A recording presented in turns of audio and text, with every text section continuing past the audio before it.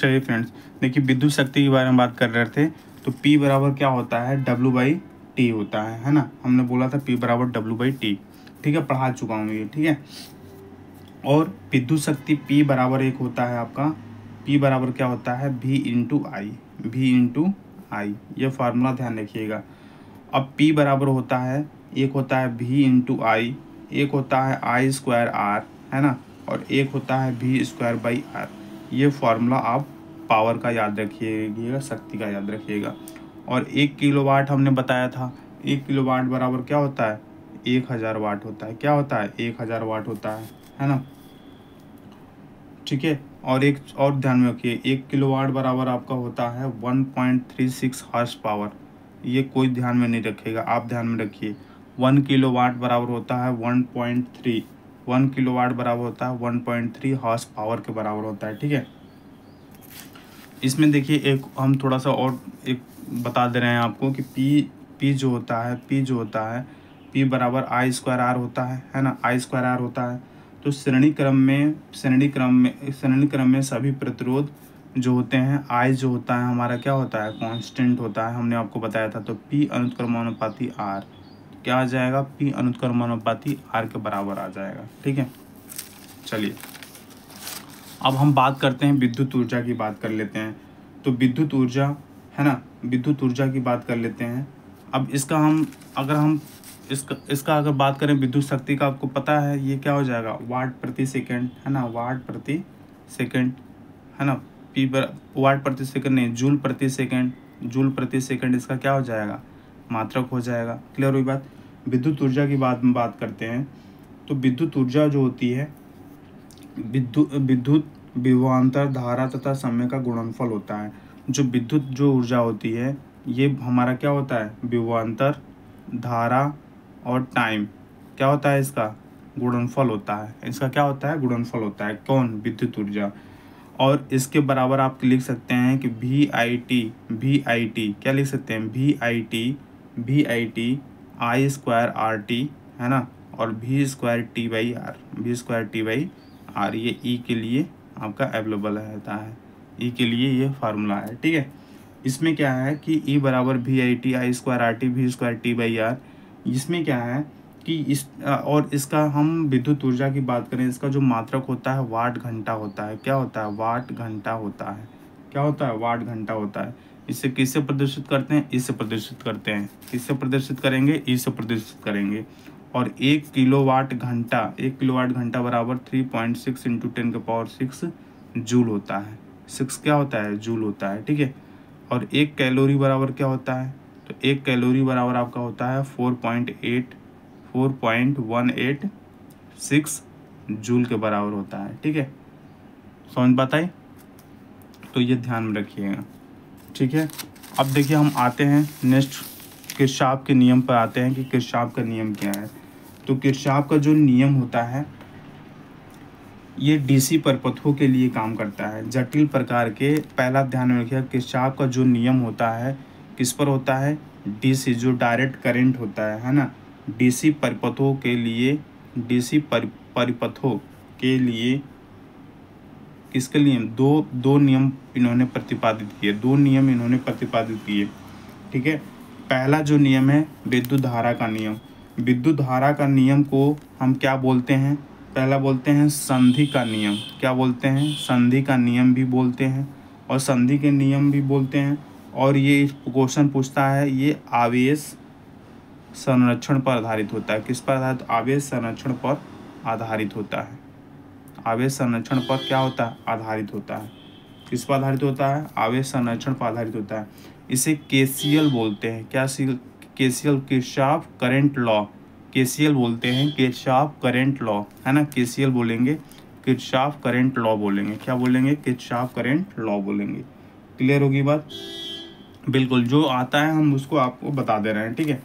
Kirchhoff का विद्युत KCL का जो नियम है, ये बताता है कि मान लीजिए यहाँ एक पॉइंट है और ये धारा इधर जा रही है ना, ये इस धारा का मोमेंट इधर है ना, और इस धारा का मोमेंट इधर है।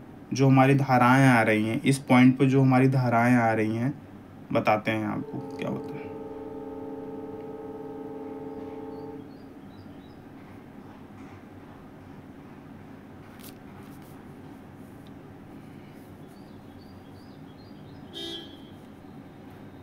ये इधर है, ठीक है। अब यहाँ पे मान लीजिए यहाँ पे ये I1 धारा है ना, यहाँ पे I2 धारा है, ठीक है, यहाँ पे I3 धारा है ना, और यहाँ पे I4 धारा है ना, यहाँ I5 धारा है। तो इसका मतलब होता कह रहा है कि इस नियम के अनुसार क्या होता है कि किसी नोड पे, मान लीजिए ये आपका नोड है, किसी नोड पे मिलने वाली जो सभी धाराओं का जो बीजगणितीय योग होता है वो शून्य के बराबर होता है। जैसे किसी नोड पर आने वाली धाराओं का बीजगणितीय योग, जैसे किसी भी नोड पे है ना, किसी भी जो नोड होता है, किसी भी नोड पे आने वाली जो आने वाली जो हमारी धाराएं हैं, आने वाली जो हमारी धाराएं हैं है ना, जो आने वाली धाराएं हैं और जो जाने वाली धाराएं हैं, इनका बीजगणितीय योग शून्य होता है, अर्थात बराबर होता है। जैसे हम बात करें, ये इन हो रही है, I1 अंदर आ रहा है, I3 आपका अंदर आ रहा है ना, और क्या हो रहा है, I4 आपका अंदर आ रहा है ना, और जो आउट हो रही धारा है जैसे I2 और I5, ये हमारी धाराएं तो ये इक्वल हो जाएगा इसके बराबर। समझ बात आ ही रही है आपको। तो ये किरचॉफ का क्या है, किरचॉफ का विद्युत धारा का नियम है, ठीक है।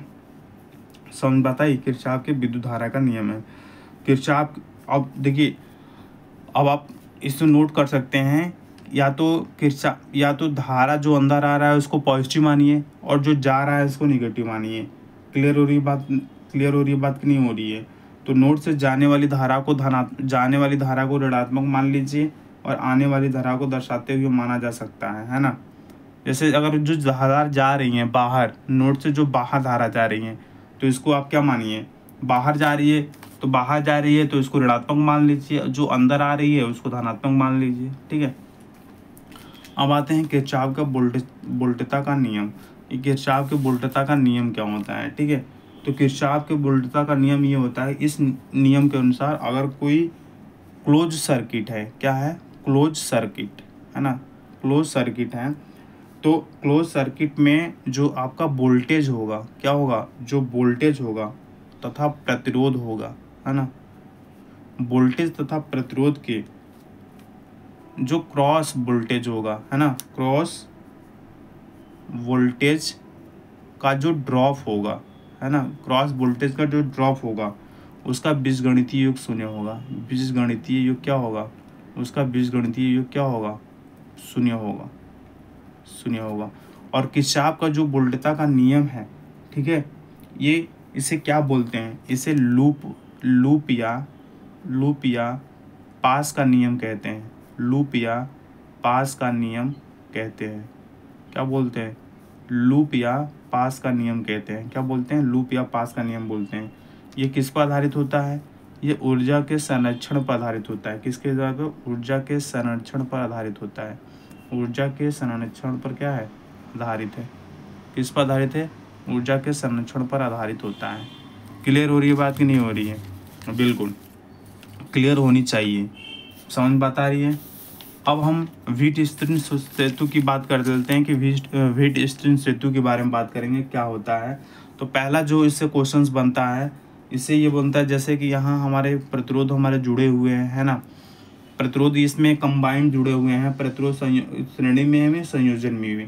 तो पहला क्वेश्चन आता है, ये अज्ञात प्रतिरोध ज्ञात करने में किया जाता है। क्या किया जाता है, अज्ञात प्रतिरोध ज्ञात करने में किया जाता है। पहला क्वेश्चन, जिसका अज्ञात प्रतिरोध जिसको ज्ञात नहीं है ना।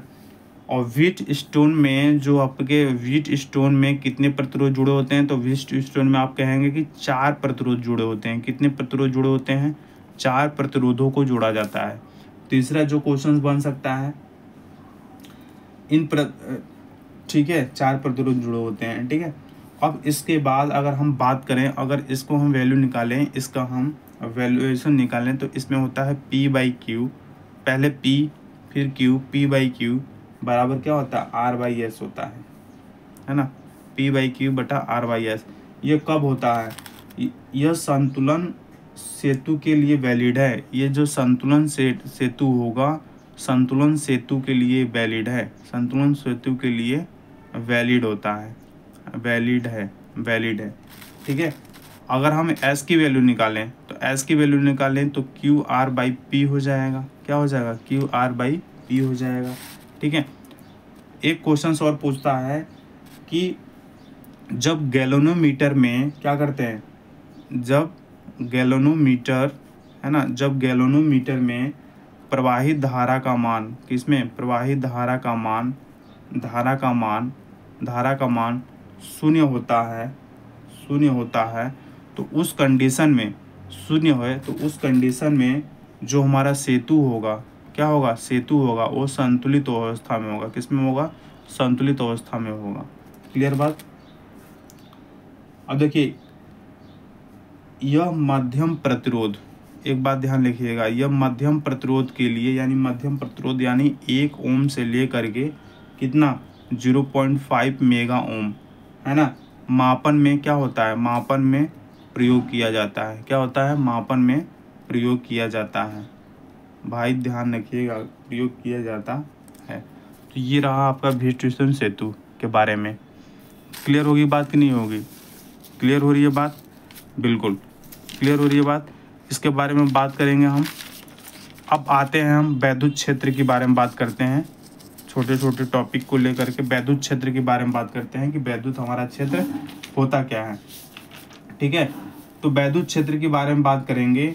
तो वैद्युत क्षेत्र जो हमारा होता है, वैद्युत क्षेत्र जो होता है, ये हम बात करें इसको, देखिए यहाँ से, वैद्युत क्षेत्र जो होता है ये किसी आवेश के चारों ओर, है ना, किसी आवेश के चारों ओर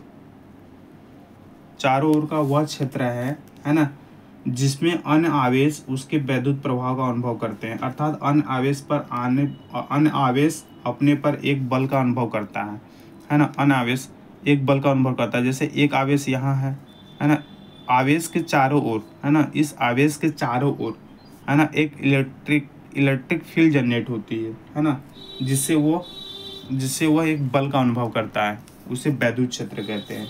ठीक है, वैद्युत बल रेखाएं क्या होती हैं, वैद्युत क्षेत्र को वैद्युत बल रेखाओं द्वारा प्रदर्शित किया जाता है। जो वैद्युत हमारा क्षेत्र होता है उसको वैद्युत बल रेखाओं के द्वारा हमारा क्या करते हैं, प्रदर्शित करते हैं। वैद्युत बल रेखाएं जो होती हैं यह एक काल्पनिक रेखाएं हैं। क्या है ये, काल्पनिक रेखाएं होती हैं। कैसी रेखाएं होती हैं, काल्पनिक रेखाएं होती हैं। कैसी रेखाएं होती हैं, काल्पनिक रेखाएं होती हैं। ठीक है, बिल्कुल। देखिए, वैद्युत बल रेखाओं के अगर हम गुण की बात करें तो अगर इसमें क्या है, इस वाले डायग्राम से क्या पता चल रहा है कि एक धनावेश जो है, एक धनावेश के लिए जो वैद्युत बल रेखाओं से प्रारंभ होकर वैद्युत बल रेखाएं सब, जैसे वैद्युत बल रेखाएं जैसे एक धनावेश है, और इसी से जो वैद्युत बल रेखाएं जो प्रोड्यूस हो रही हैं, है ना, इसी विद्युत बल रेखाओं से जो हमारी रेखाओं से आवेश जो प्रारंभ होकर इससे अगर प्रारंभ होगा तो इससे प्रारंभ होकर अनंत पर चली जाएगी, है ना। अगर यहाँ से अगर पॉजिटिव से अगर इससे प्रारंभ होगा तो यहाँ से प्रारंभ होकर